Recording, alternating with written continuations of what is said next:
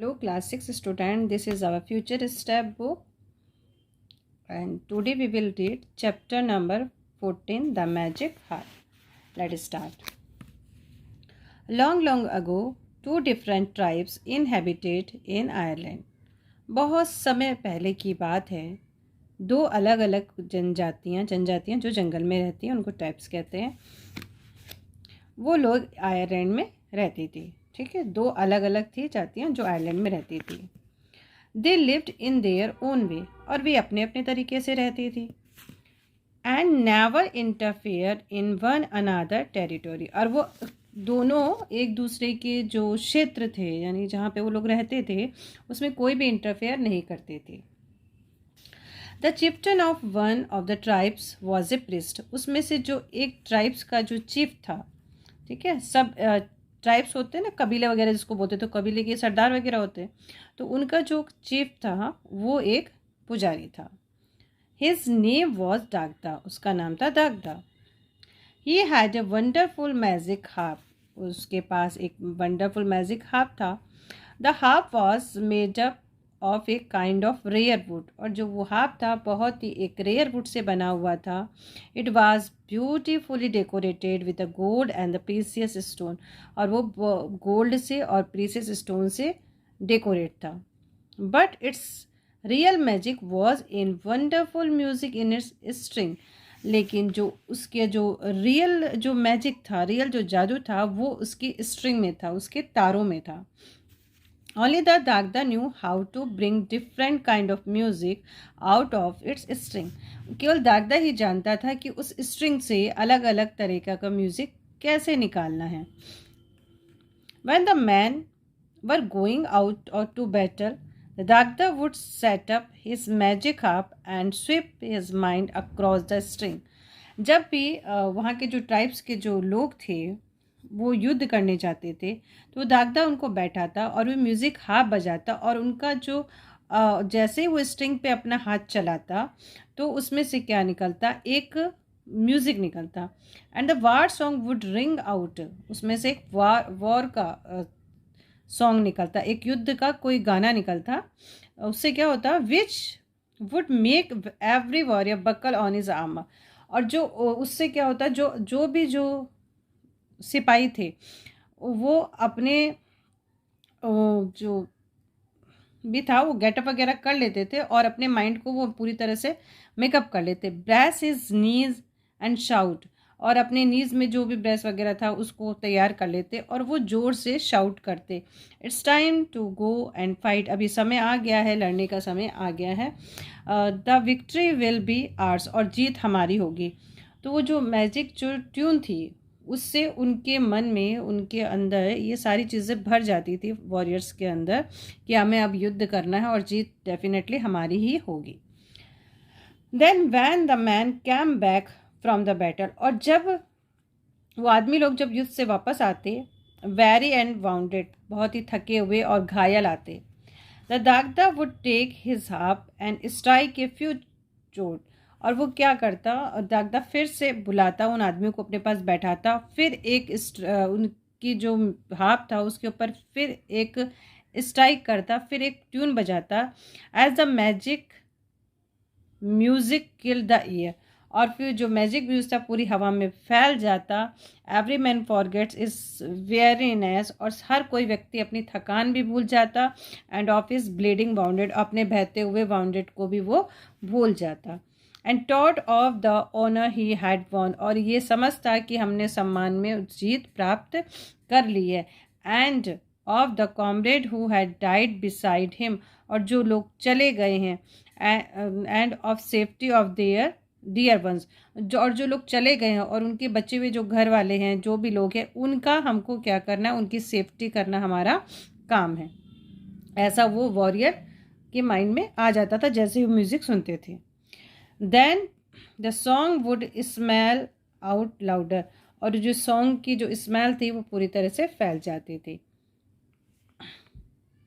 And every warriors would remember only the glory he had helped win for the king, और हर एक warrior को सिर्फ अब यही याद रहता था कि उन्होंने अपने उस राजा की हेल्प की है, राजा की ग्लोरी में, राजा की उस जो कहते हैं ना वो यश में, ऐसा उन्होंने किया है। And each man would rise holding his weapons in his hand, और हर एक व्यक्ति, हर एक वॉरियर अपने हाथों में हथियार को उठा लेता था। And shout long live the king, और ये चिल्लाता था, अब ये बोलता था कि राजा जुग जुग जिए, ऐसा वो बोलते थे कि राजा हमारे जिए।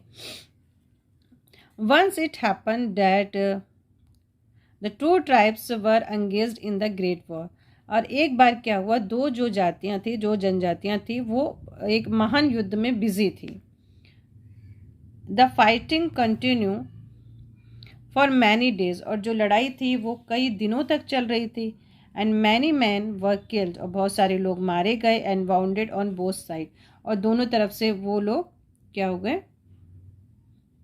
वाउंडेड भी हो गए, मतलब घायल भी हो गए, लड़ाई हो रही थी ना। The Dagda wonderful magic harp played a key role in the battle, Dagda का जो वंडरफुल मैजिक था, जो हार्प से निकलता, वो एक बहुत बड़ा रोल प्ले करता था बैटल के टाइम में। Always inspiring his man and they were about to win in the battle, और वो हर एक व्यक्ति को इंस्पायर करता था। ये अंदर ही अंदर ये पहले ही फीलिंग कर देता कि हम युद्ध में जीतने वाले हैं। The chieftain of the other tribes were highly worried, जो दूसरी तरफ का जो चीफ था, दूसरे ट्राइब्स का जो चीफ था, वो बहुत ही ज़्यादा टेंशन में था। They knew that as long as the Dagda had the magic harp they would not win the battle, वो ये जानते थे कि जब तक दागदा के पास ही मैजिक हार्प है, वो लोग इस युद्ध को जीत नहीं सकते। So they made a wicked plan of stealing the harp from the Dagda, फिर उन्होंने एक प्लान बनाया, एक विग्ड प्लान बनाया, बहुत ही गलत होता ही ना बेटा चोरी करना। तो उन्होंने ये प्लान बनाया कि अब जो हार्प है वो जल्दी से जाके और दागदा के घर से वो चुरा लेंगे। The Dagda palace was heavily guarded but due to the ongoing battle, most of guards were busy in the battlefield and the house remained unprotected. ठीक है, तो उसका जो घर था वैसे तो सुरक्षित रहता था गार्ड्स की वजह से, लेकिन जो युद्ध चल रहा था तो मोस्टली गार्ड्स क्या थे, उस युद्ध में बिजी थे, इसलिए उसका घर अनप्रोटेक्टेड था, मतलब असुरक्षित था, क्योंकि वहाँ पे कोई देखभाल करने वाला नहीं था। One day when all the people were engaged in battle, एक दिन जब सारे के सारे जो लोग थे वो बैटल में बिजी थे, some men of the other tribes, दूसरे जो मैन थे दूसरी ट्राइब्स के, stealthily entered into the Daga's house, बहुत जल्दी से डागा के घर में प्रवेश किया, and stole the magic harp, और उसका मैजिक हार्प चुरा लिया। Then they took their wives and children and some their trusted soldiers and fled fast and far through the night until they were a long way from the battlefield, और उसके बाद रात को ही वो जो जिन्होंने चोरी की थी वो और उनके बच्चे, उनकी वाइफ्स और दूसरे जो सोल्जर जिन पे वो ट्रस्ट करते थे उनको लेके वहाँ से भाग गए, और इतना दूर भाग गए कि वो युद्ध के मैदान से भी दूर भाग गए, इतना दूर वो रात भर भागते ही चले गए। When they thought that they were safe, जब उन लोगों ने सोचा कि हाँ ये लोग सुरक्षित हैं, they took shelter into the distressed castle by the roadside, तो रोड साइड में एक पुराना किला था, वहाँ पे जाके उन्होंने रेस्ट किया। They hang the stolen harp on the wall, और जो उन्होंने हार्प जो चुराई थी उसको वॉल पे उन्होंने हैंग कर दिया। And sat down on a grand feast to celebrate their success, और बैठ के फिर उन्होंने एक दावत की, बहुत बड़ी दावत की, और ये दावत किस खुशी में की, उन्होंने हार्प को चुरा लिया है तो उन्होंने एक बहुत बड़ी दावत करी और बैठ के वो लोग अपना कुछ खाना वाना खा रहे होंगे। Meanwhile the Dagda with 2 and 3 of his warrior had followed the intruders all through the way. अब इसी बीच में क्या हुआ, जो दागदा था वो अपने 2-3 सिपाहियों के साथ में आ जाता है, ठीक है, और जो जिन्होंने चोरी की थी वो रास्ता वो पहचान जाता है कि हाँ हाँ यहाँ से ये लोग गए हैं। While the intruders were the midst of their feast, जब वो जो चोरी करने वाले लोग थे वो अपने क्या थे, खाने में बिजी थे।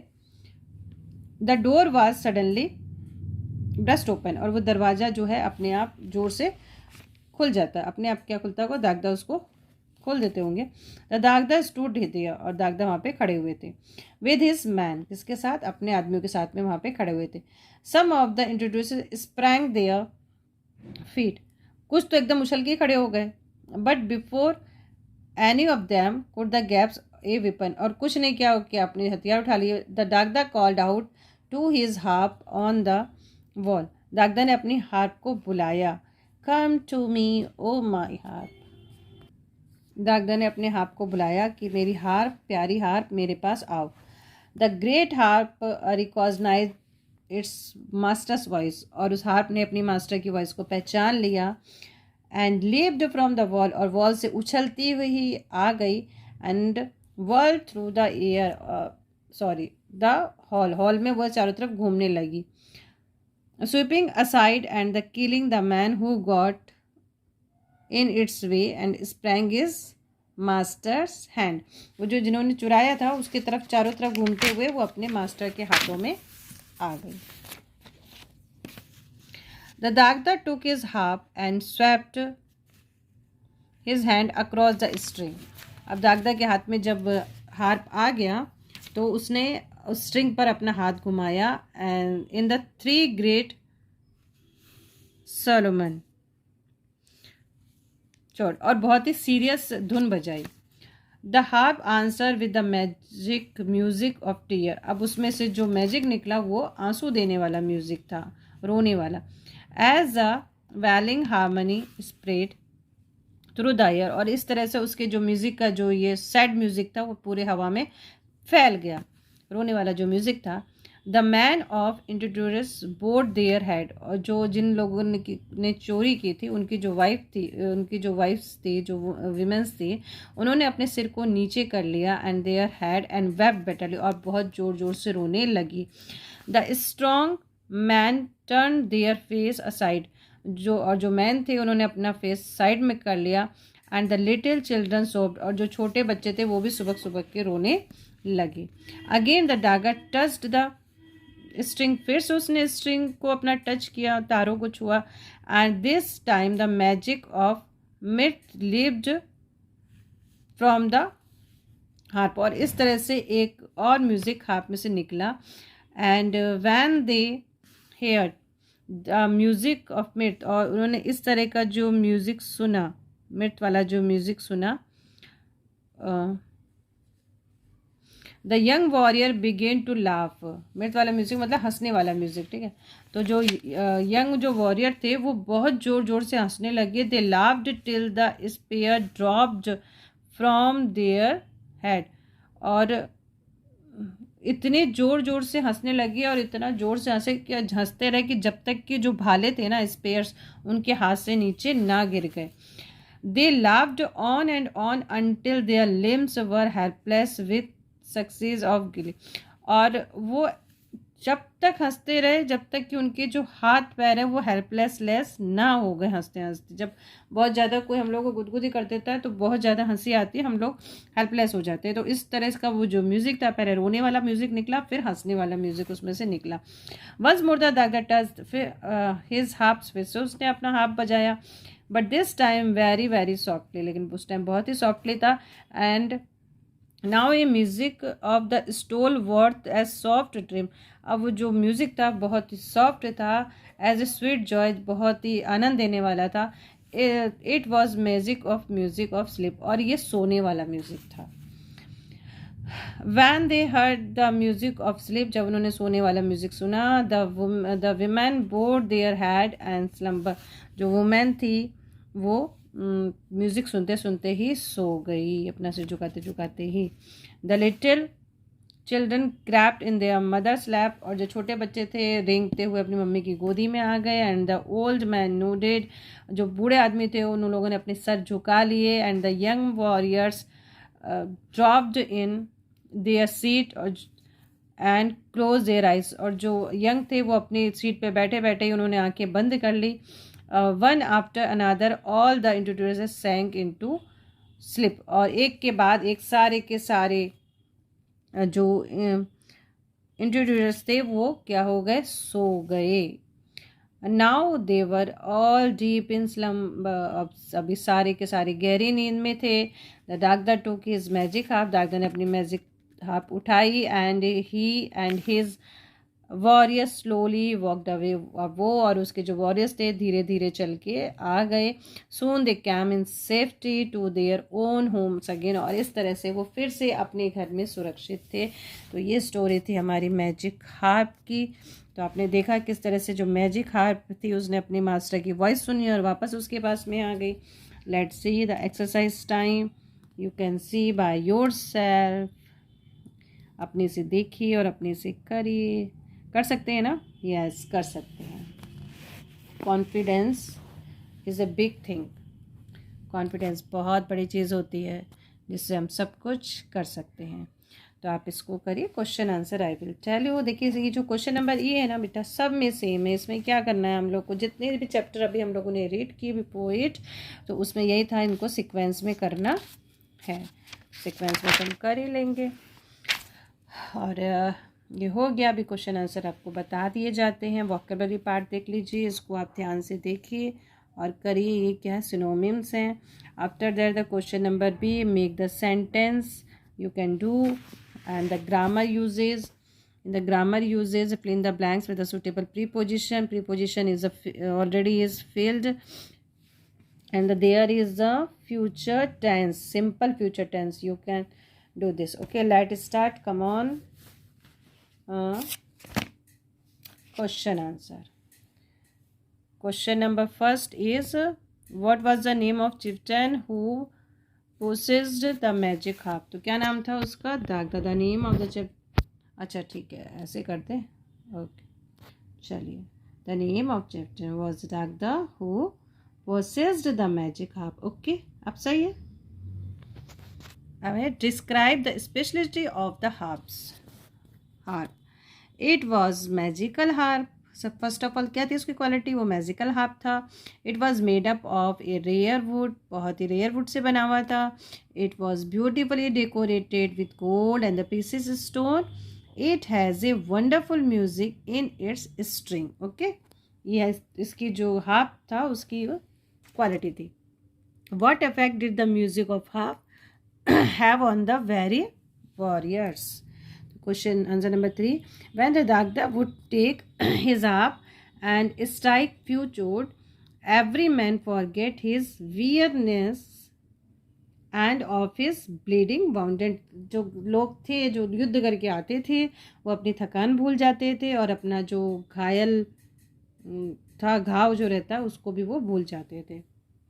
अब लिखा, how did the harp play A key role in the battle? कैसे इंपॉर्टेंट रोल प्ले करती थी हार्प? क्या करती थी, उससे म्यूजिक निकलता था ना, एक bravery music. The harp played a key role in the battle, always inspiring his man and they were about to win the battle. मतलब ये पहले ही थिंकिंग हो जाती थी कि हम युद्ध जीतने वाले हैं। अब question number 5. What did the chieftain of the other tribe do? जो दूसरी तरफ का जो ट्राइब्स का जो चीफ था उसने क्या किया? उसने क्या किया था? चोरी कर ली थी ना उसके हार्प को। He made a wicked plan to stealing the harp from the Dagda's house. ये प्लान बनाया था उसने। अब क्वेश्चन नंबर 6 है हमारा, where did the man of other tribes take shelter? कहाँ पे लिया था उन्होंने? हाँ, एक पुराना जो किला था वहीं पे लिया था। The man of other tribes took shelter into the district castle by the roadside. चलिए कुछ अच्छा एक बार फिर से दिखाते, देखिए। ओके, क्वेश्चन नंबर 6 का answer slowly. How did the chieftain recover his stolen harp from the intruders? कैसे वो उसने वापस लिया? तो इतना तो डिटेल में नहीं लिखेंगे हम लोग, शॉर्ट लिख लेते हैं। Dagda called out his harp on the wall, wall पर से उसने अपनी जो हार्प थी उसको बुलाया, और harp recognised his master's voice, उसने अपने मास्टर की आवाज़ को पहचान लिया। Thus he raised his stolen harp from the intruder, इस तरह से वो जो जिन लोगों ने चोरी की थी उनसे उसकी हार्प उसको वापस मिल गई। तो ये क्वेश्चन आंसर एक बार आप फिर से देख लीजिए।